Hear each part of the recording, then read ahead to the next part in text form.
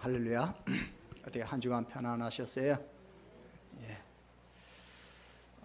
저는 성도님들이 수술을 받기 전에 만나서 함께 기도하는 경우들이 여러 번 있습니다. 그때 우리 성도님들의 심정이 십자가를 지러 가는 예수님의 심정과 비슷할 것이라고 생각을 합니다. 특히 부인들의 경우에는 집에서 해야 할 일이 많은데 이제 수술을 받으면 몇 달 정도는 집안일을 하지 못하게 됩니다. 그래서 나름대로 자기가 해놓을 것을 미리 해놓고 수술을 받으러 가기 전에 이제 교회에 나와서 기도를 받고 가는 거죠. 근데 얼굴 표정을 보면 얼마나 걱정과 두려움이 많은지 알 수 없습니다. 혹시 수술이 잘못될지도 모른다는 그런 생각도 있겠죠. 그런다고 해서 수술을 받지 않을 수도 없습니다. 수술이 고통스럽지만 모든 걸 하나님께 맡기고 수술을 받으러 가는 거예요. 예수님은 지금 가장 고통스러운 수술을 받기 위해서 예루살렘으로 올라가고 계셔요. 그것은 곧 죽음의 수술이죠. 예수님은 9장 31절에서 예루살렘으로 올라가기로 결단하셨다고 그랬어요.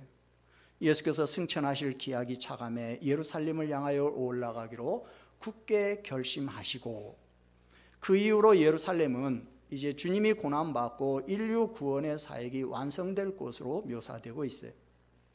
갈릴리를 출발해서 베레아를 통과하는 긴 여행은 이제 거의 목적지에 다다랐습니다. 오늘 예수님은 제자들에게 뭘 말씀하십니까? 예수님은 자신이 예루살렘에 올라가셔서 당할 일을 크게 두 가지로 설명하셨어요. 먼저는 전체적인 개관을 설명하셨어요. 31절 같이 읽죠. 예수님께서 12제자를 데리시고 이르시되 보라,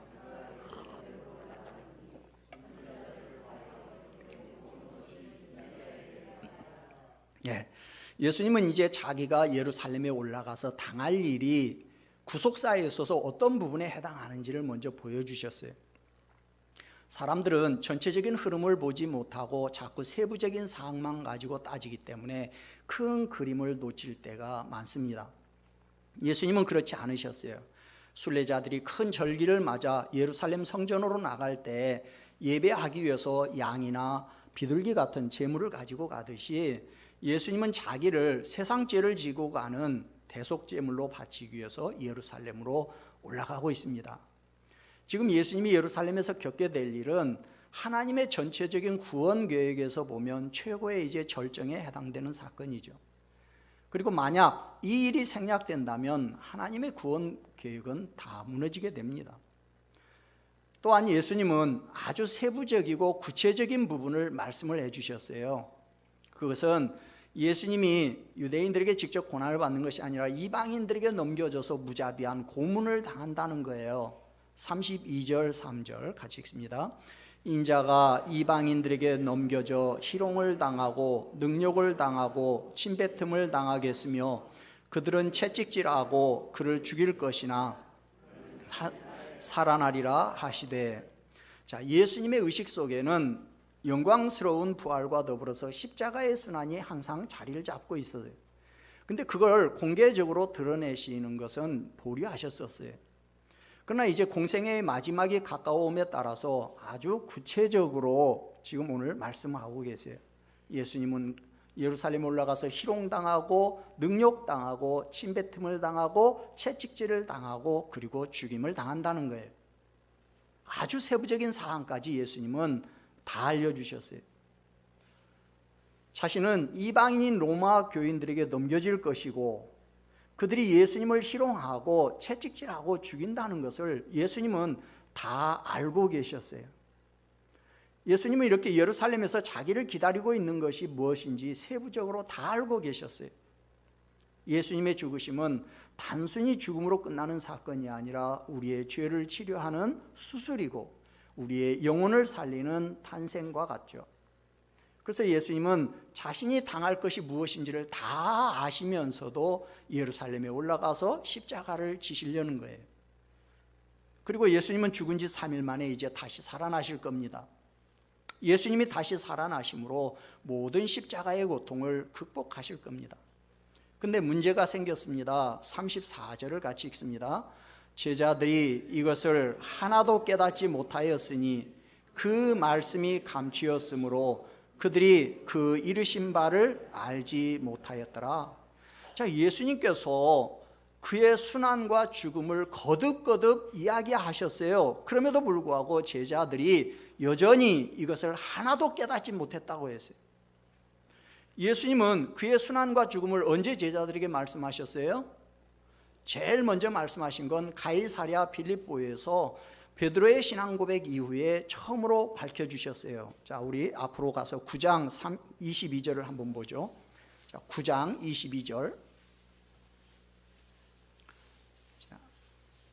9장 22절 같이 읽습니다. 이르시되 인자가 많은 고난을 받고 장로들과 대제사장들과 서기관들에게 버림받아 죽임을 당하고 제3일에 살아나야 하리라 하시고, 그리고 두 번째로 예수님이 말씀하신 건 변화사 사건 이후에 이제 제자들이 쫓아내지 못한 어린 아이에게 들린 귀신을 쫓아내신 후에 말씀해 주셨어요. 9장 44절 같이 봅니다. 이 말을 너희 귀에 담아두라. 인자가 장차 사람들의 손에 넘겨지리라 하시되, 누가는요 간단하게 인자가 장차 사람들 손에 넘겨지리라 이렇게만 말씀하셨다고 기록하고 있지만, 그러나 마태와 마가는 분명히 예수님의 죽으심과 부활을 예고하신 것으로 기록되어 있어요. 그리고 이제 오늘 부자 관리가 재물로 인해서 슬픈 기색을 하고 돌아간 이후에 예루살렘으로 올라가시면서 세 번째 말씀하고 계셔요. 그 외에도 예수님께서 간접적으로는 여러 번 더 말씀해 주셨어요. 여러분, 변화산에서 이제 모세와 그 엘리야가 나타나서 이제 변화되신 주님과 대화를 나누는데, 그 대화의 내용이 뭐냐? 바로 예수님의 죽음에 대한 것이었다고 말하고 있어요. 9장 31절을 보면 영광 중에 나타나서 장차 예수께서 예루살렘에서 별세하실 것을 말하세요. 그러니까 예수님이 예루살렘에서 죽임당할 것에 대해서 말씀을 나누신 거죠. 또 어떤 바리새인이 예수님에게 헤롯이 죽이려고 하니까 여기를 떠나라 그랬을 때 13장 32절부터 4절을 한번 보죠. 13장 32절부터 34절. 우리 이미 보았는데 오래됐기 때문에 같이 한번 보죠. 이르시되 너희는 가서 저 여우에게 이르되 오늘과 내일은 내가 귀신을 쫓아내며 병을 고치다가 제3일에는 완전하여지리라 하라. 그러나 오늘과 내일과 모레는 내가 갈 길을 가야 하리니 선지자가 예루살렘 밖에서는 죽는 법이 없느니라. 예루살렘아 예루살렘아 선지자들을 죽이고 내게 파송된 자들을 돌로 치는 자요, 암탉이 제 새끼를 날개 아래 모음같이 내가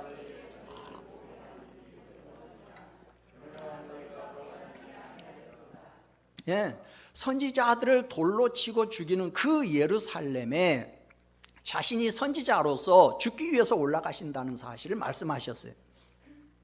여기 제3일은 예루살렘에서 죽으심으로 사역을 완성하실 때까지의 기간을 말합니다.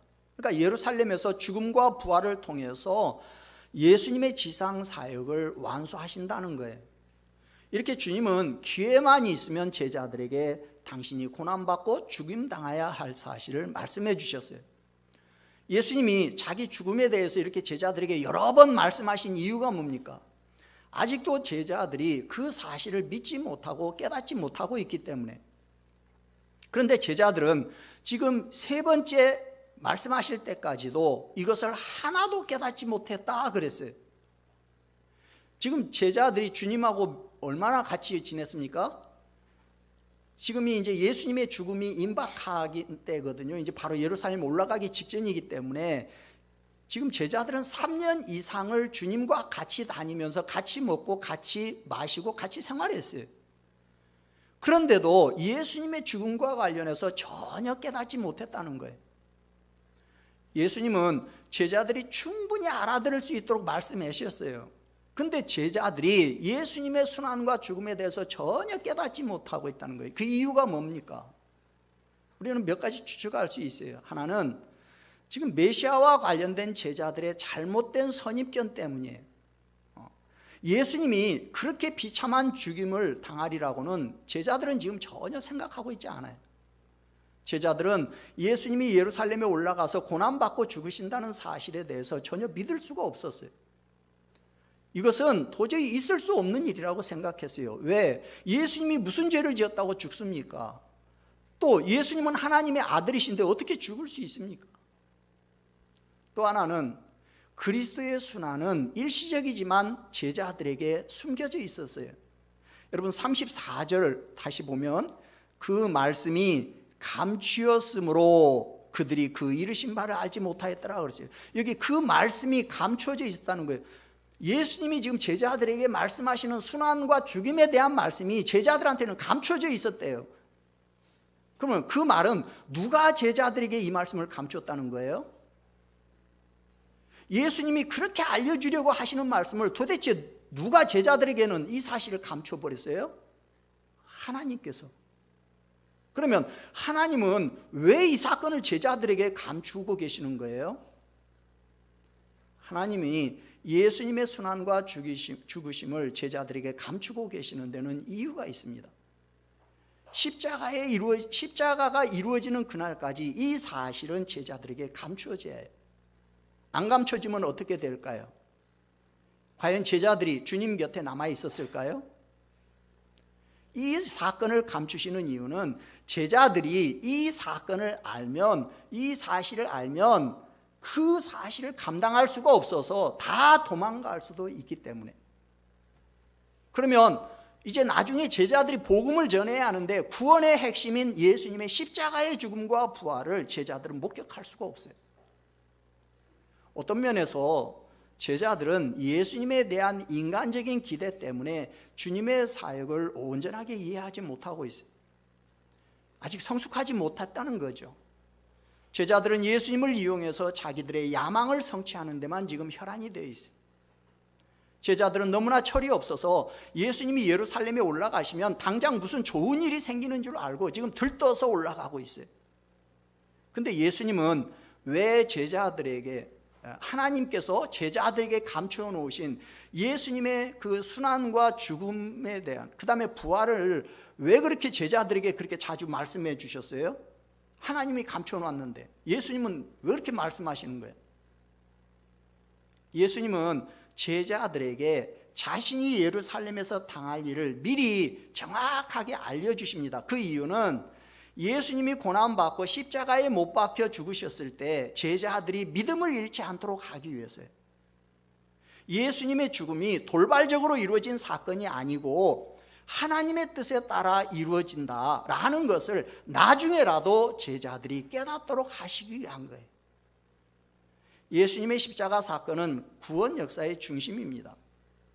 예수님의 십자가 사건을 잘 설명한 오스카 쿨만이 예수님의 십자가는 구원 역사의 중심에 있다 이렇게 말했어요. 십자가 전에는 결국 십자가를 준비하는 단계고 그 후는 이 구원을 확장하는 것이라는 거죠. 예수님의 십자가 사건은 우리 구원의 중심이에요. 그래서 예수님은 돌아가신 이후에라도 제자들은 이 사실을 알아야 합니다. 그래서 오늘 예수님은 당신의 고난과 죽음에 대해서 뭐라고 말씀하셨느냐? 첫째로 예수님은 예수님의 고난과 죽음이 구약 선지자들의 예언의 성취라고 하셨어요. 예수님은 지금 선지자들을 통해서 기록된 모든 말씀을 이루시기 위해서 예루살렘으로 올라가신다는 거예요. 구약에는 메시아가 고난받고 죽을 것이 많이 예언되어 있습니다. 대표적으로 시편 22편에 보면 나는 물같이 쏟아졌으며 내 모든 뼈는 어그러졌으며 내 마음은 밀랍 같아서 내 속에서 녹았으며 내 힘이 말라 질그릇 조각 같고 내 혀가 입천장에 붙었나이다. 주께서 또 나를 죽음의 진토 속에 두셨나이다. 개들이 나를 에워쌌으며 악한 무리가 나를 둘러 내 수족을 찔렀나이다.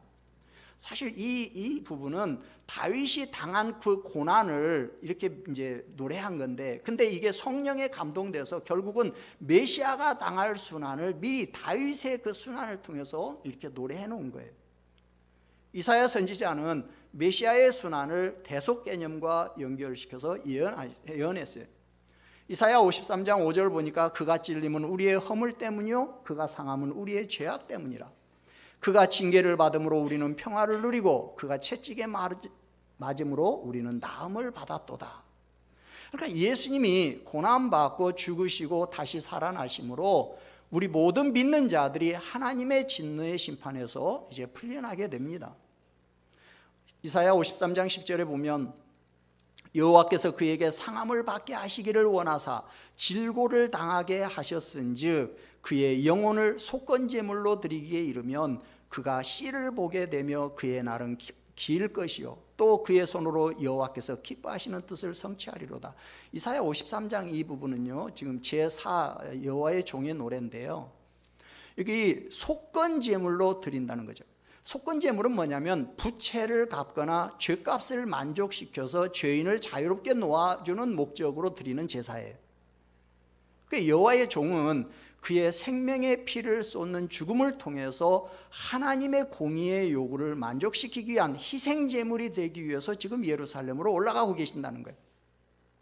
여호와의 종이 희생제물이라는 것은 그 종이 제사장으로 자기 자신을 제물로 바친다는 얘기예요. 이건 모세율법에서 말하고 있는 제사들하고는 근본적으로 다른 유일무이한 제사입니다. 모든 제사의 원형이고 실체죠. 이렇게 여호와의 종이 메시아가 자신의 몸을 제물로 제사를 드리면 이제 씨를 보게 된다 그랬어요. 여기 씨라는 건 뭡니까? 하나님이 아브라함에게 약속했던 그의 영적인 후손들을 말하는 거죠. 유대사회에서 많은 자손은 축복의 하나예요. 물론 살아생전 누리는 축복이죠. 근데 여호와의 종은 죽음으로써 또 죽어서 그 축복을 누린다는 거예요. 또 그의 날은 길 것이다. 장수도 역시 축복 중에 하나입니다. 이제 종 메시아는 죽음에서 일어나 승천하시고 다시 재림하신 후에 영원히 그의 나라를 다스리게 되겠죠. 예수님은 자기가 예루살렘에서 겪으실 일의 중요성을 아셨을 뿐만 아니라 그것을 하나하나 이루어 가셨어요. 하나님의 뜻이 이루어지도록 예수님은 가만히 계신 것이 아니고 그것을 하나씩 이루어 가셨어요. 그래서 예루살렘에 입성하실 때도 나중에 보면 나귀를 타시고 또 체포되실 때도 자진해서 체포를 당하십니다. 결국 예수님의 사역은 예루살렘에서 죽임을 당하심으로 완성될 것이기 때문에 주님은 불가불 예루살렘으로 올라가실 수밖에 없어요. 죽을 줄 알고도 주님은 예루살렘으로 올라가시는 일을 중단할 수가 없었어요. 왜? 그것이 하나님 아버지의 뜻이고 그것이 당신이 이 세상에 오신 이유이기 때문에. 예수님은 성경이 성취되는 것을 다른 어떤 일보다 중요하게 생각하셨어요.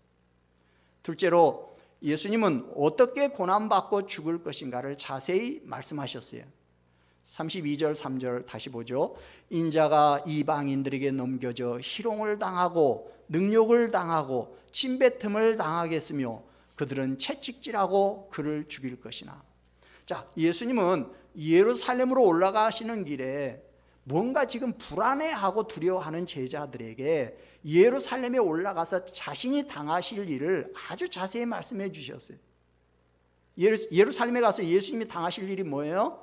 희롱당하고 능욕당하고 침뱉음당하고 채찍질당하고 죽임을 당한다는 거예요. 한마디로 말하면 예루살렘에 올라가면 좋은 일은 하나도 없고 너무나 끔찍한 일이 예수님을 기다리고 있다는 거예요.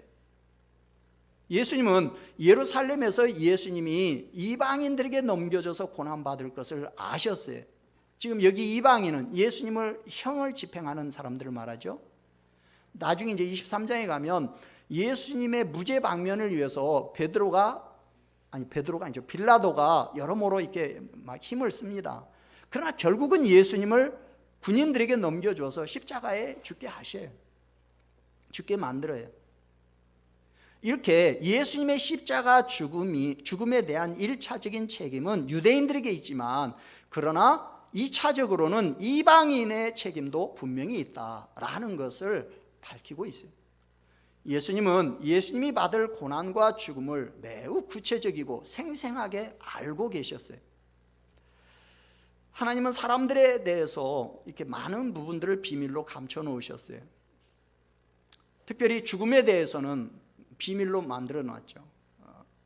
근데 예수님은 당신이 언제 어디서 어떻게 죽을 것인가에 대해서 다 알고 계셨어요. 사실 예수님은 죽어야 할 이유가 없는 분입니다. 근데 죽어야 해요. 나이로 봤을 때도 아직 죽기에는 너무 이른 나이입니다. 근데 죽어야 하니까 기가 막힌 일이고, 또 죄가 없는 의인으로서 흉악한 죄인처럼 죽어야 하니까 역시 가슴 아픈 일이고, 또 저주받은 사람처럼 희롱당하고 능력당하고 결국은 십자가에 달려 죽어야 하니까 고통이죠. 그러나 예수님은 자기의 죽음을 거부하지 않으셨어요. 예루살렘으로 올라가는데 마지못해 끌려가는 송아지처럼 그렇게 끌려가지 않으셨어요. 죽음이 억울하고 두렵고 무서워서 예루살렘으로 올라가는 것을 두려워하지 않으셨어요. 오히려 제자들보다 앞장서서 올라가셨어요. 마치 죽음을 환영하는 것처럼 너무나 당당하게 올라가셨어요. 그것은 곧 자기의 목숨을 많은 사람들의 대속물로 주기 위함인 거죠.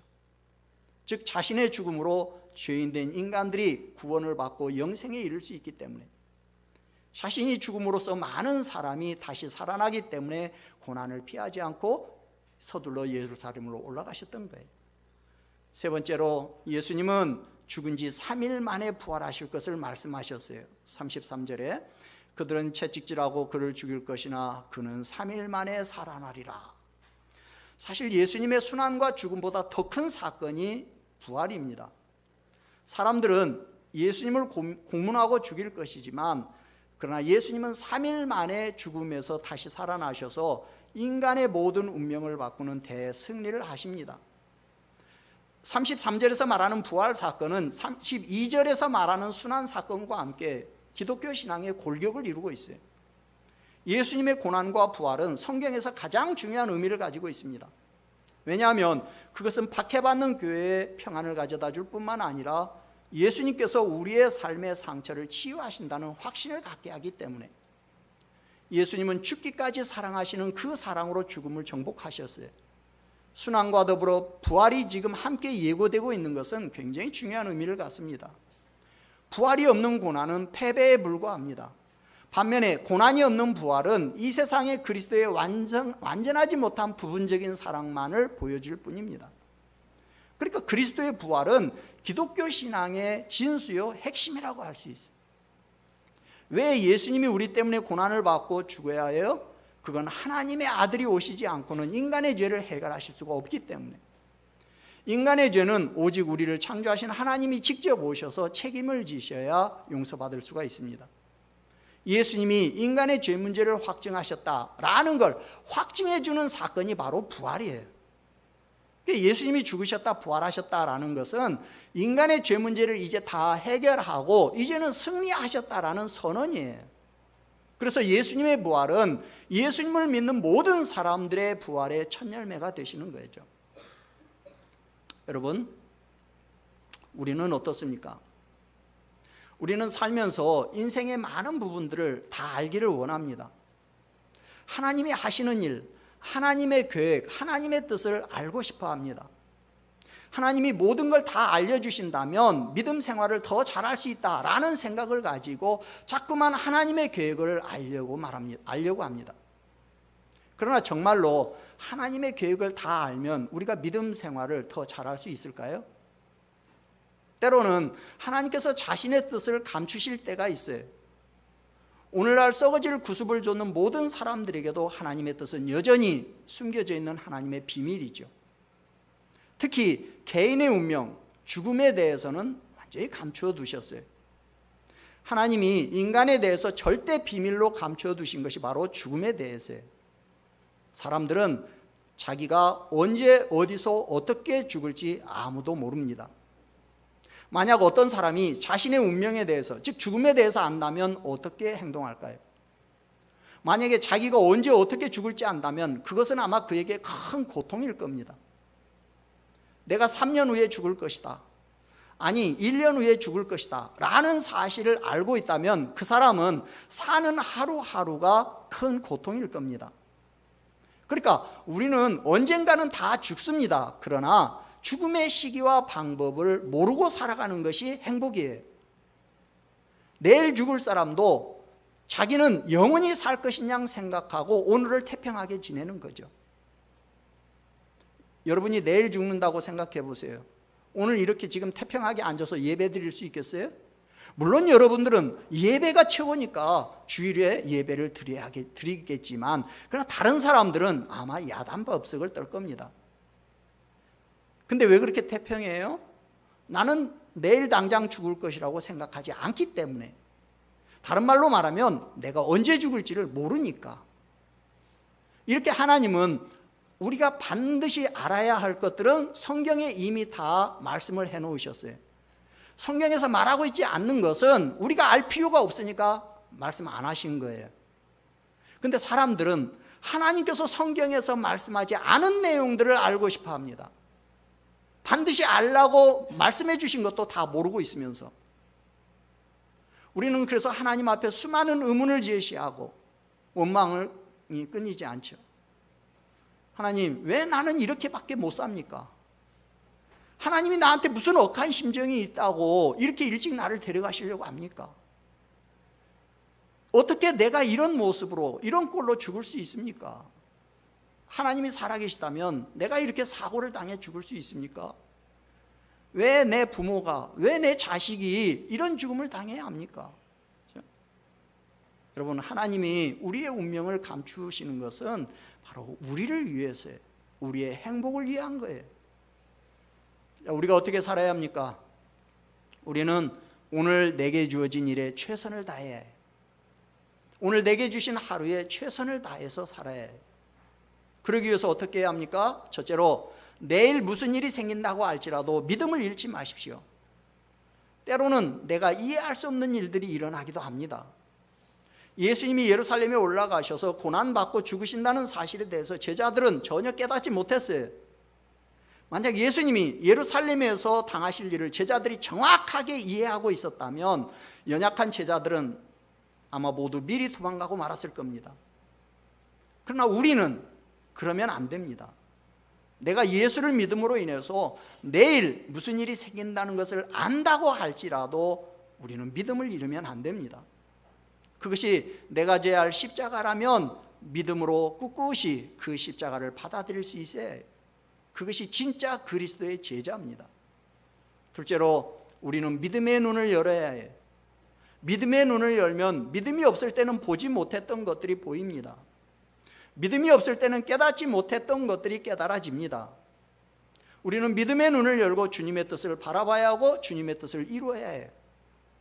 그러나 영적인 눈이 가려지면 마치 오늘 제자들처럼 아무리 말씀을 주셔도 도무지 깨닫지를 못합니다. 제자들은 주님을 3년간이나 따라다녔는데도 눈이 가려져서 주님의 말씀을 듣고도 하나도 깨닫지 못했어요.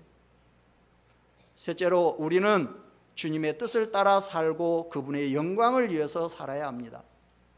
이 세상에 존재하는 모든 존재는 다 존재하는 목적이 있어요.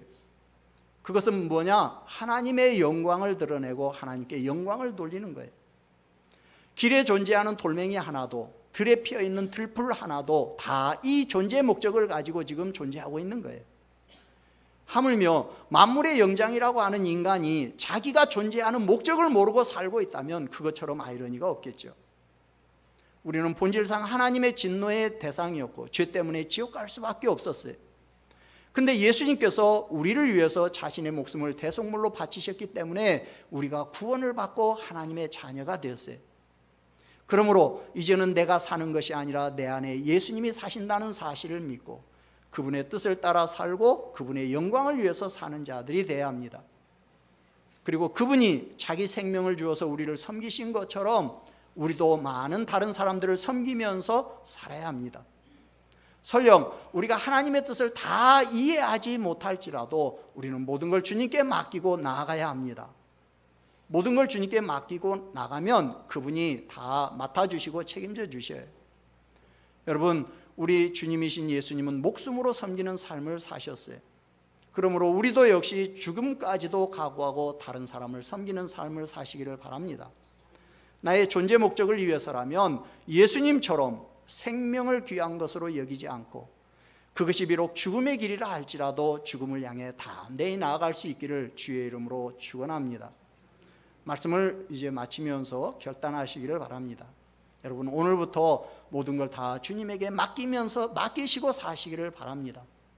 나의 인생을 주님에게 맡기고, 나의 자녀를 주님에게 맡기고, 나의 부모님을 주님에게 맡기고, 내 남편과 아내를 주님에게 맡기고, 내 사업을 주님에게 맡기고, 내 직장을 주님에게 맡기고, 그리고 나의 미래를 주님에게 맡기고 사시기를 주님의 이름으로 축원합니다.